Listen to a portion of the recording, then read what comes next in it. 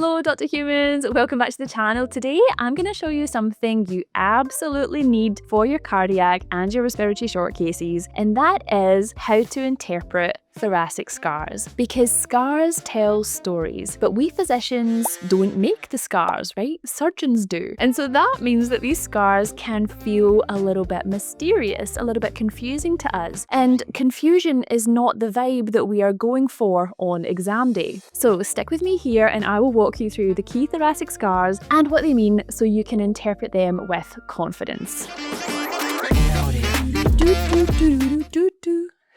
So in this video, we are going to decode thoracic scars together and we'll divide them into two broad groups: cardiac scars and respiratory scars. Now, of course, in real life, these systems overlap. So just because you're in a cardiac short case doesn't mean that the lungs are disease-free, and just because you're in a respiratory short case doesn't mean that there's nothing wrong with the heart either. So we'll separate them for learning purposes today, but in your exam, I want you to always keep an open mind. And before we dive into the scars themselves, I want you to lock in one golden rule that will make your short cases so much easier. And that is touch what you see. So whenever you notice something on inspection, be that a scar, telangiectasia, I want you to touch what you see, right? Within reason, of course. Like if you're inspecting the eyeballs, don't be poking the patient in the eyes, right? But otherwise, touch what you see. And there are two reasons for this. First, it shows the examiner that you notice the clinical sign. So if you trace out a scar with your finger, the examiner immediately knows that you saw the scar. And so you get points for that, even if you forget to mention it later when you're discussing your findings. And secondly, this tactile experience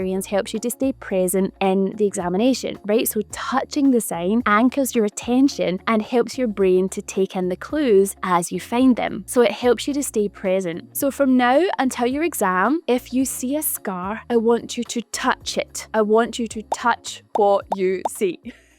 All right, so now let's decode these thoracic scars together. Let's start with cardiac and then move on to respiratory. So when it comes to cardiac scars, the first and the easiest one to recognize is the pacemaker scar or the subclavicular incision. This will usually sit just under the clavicle, most commonly on the left side of the chest, but it also might be on the right, okay? So when you see this, definitely touch what you see. I want you to palpate to see if you can feel the device sitting there underneath the skin. And of course, the device that you're feeling could be a pacemaker, a defibrillator, or both. And next we have the midline sternotomy scar. This one I'm sure you've seen many times. This scar runs straight down the center of the chest and tells you that the patient has had major cardiac surgery. Common reasons for this include coronary artery bypass grafting, valve surgery, congenital heart disease repair, or even a heart transplant. Now, if you're thinking about coronary artery bypass surgery or CAGs, there are a couple of other clues that you can look for. So sometimes the surgeons will harvest the saphenous vein from the legs or the radial artery from the forearm to use as graft. So if you see scars on the legs or the arms, that may support the diagnosis of having had a previous cardiac bypass operation. But, and this is important, sometimes the surgeons use the internal mammary artery instead, and that leaves no limb scars at all. So a patient can absolutely have had bypass surgery without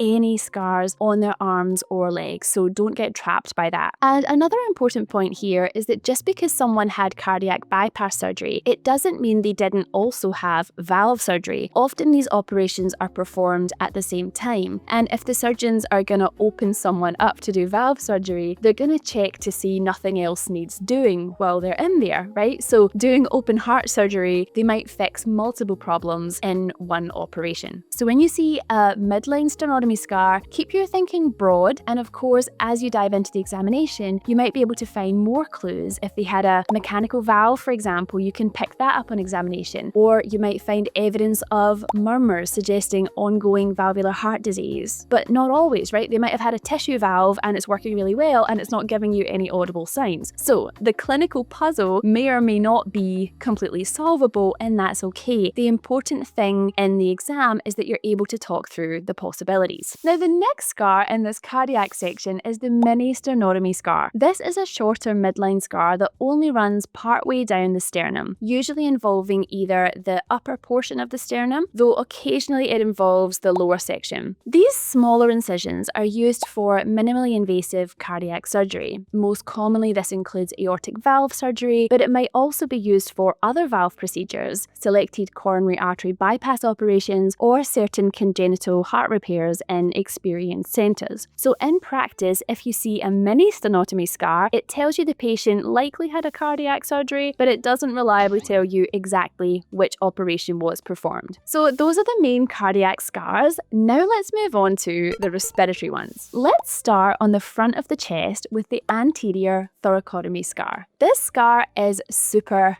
interesting because it's not intuitive at all. It runs along the fourth intercostal space, so kind of at the nipple line in men, and is commonly associated with lung transplantation. And you might be thinking, well, how does that work? You know, like this little nipple level scar for a full lung transplant seems a little bit out of keeping. But interestingly, when you open up the chest at this level, you can kind of expand the ribs out with these little surgical clamps, and it turns out that's a great way to do a lung transplant. And of course, lung transplants may be bilateral or unilateral, so you want to take note of whether there's a scar on one side or both sides of the chest. And of course, if it is bilateral, that's a lot easier, right? To connect that to the fact that they might have had a lung transplant. But another scar to be aware of when it comes to bilateral lung transplants is the clamshell incision. This is classically associated with bilateral lung transplants, though it can occasionally be used for other major thoracic operations. So if you do see a clamshell scar, lung transplant should definitely come to mind. And if you do suspect a lung transplant, don't stop there. As you go through your examination, I want you to think about the potential complications of transplantation and look for side effects of the immunosuppressant medications, such as tremor from tacrolimus, gingival hyperplasia from cyclosporin, Cushingoid features from steroids, bruising, proximal myopathy, any evidence of diabetes, hypertension, all the things, right? And also have a look for any skin cancers as well. And of course, in a lung transplant patient, you want to think about the reason for the lung transplant. Now, if you have a unilateral lung transplant, then you're going to find clues to the initial pathology in the remaining diseased lung, which is still in situ. Or if both lungs have been transplanted, then you might look for finger clubbing and short stature that might suggest cystic fibrosis, for example. So if you think the patient has had a lung transplant, that's not the destination in your short case. You want to keep examining for these important signs of why they had the lung transplant and any complications of lung transplant medications. Okay, so next up, we have the posterolateral thoracotomy scar. What a mouthful. This is the classic incision used for major lung resections. So for example, pneumonectomy, lobectomy, lung cancer surgery, or severe bronchiectasis requiring lung resection. So this is one of the most important scars to recognize in respiratory short cases because it immediately raises the possibility of the patient having had a pneumonectomy. Okay, so we need to sort that out in our minds. And we'll unpack pneumonectomy in the next video, but also just to throw a spanner in the works, this posterior thoracotomy scar can also be the approach for major congenital heart disease repairs and other mediastinal type surgery. So keep an open mind when you see that scar and don't be put off if you see it in a cardiac short case, for example. Okay, so we are making moves here. We have two more scars to discuss, and this one is the axillary thoracotomy scar. Tucked away into the axilla, this is a muscle-sparing approach used for things like pleural surgery, wedge resections, lung biopsies, or certain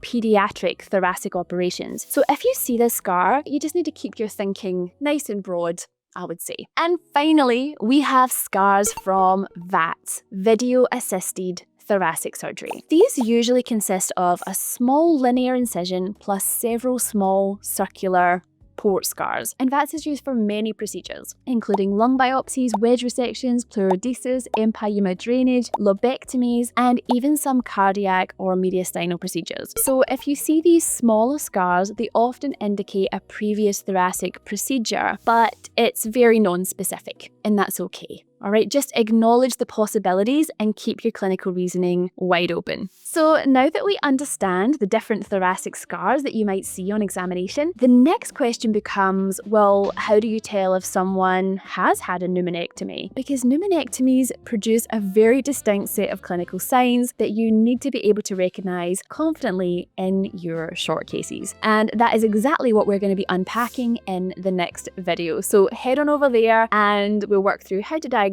pneumonectomy and also discuss the differentials with the examiners. I'll see you in there.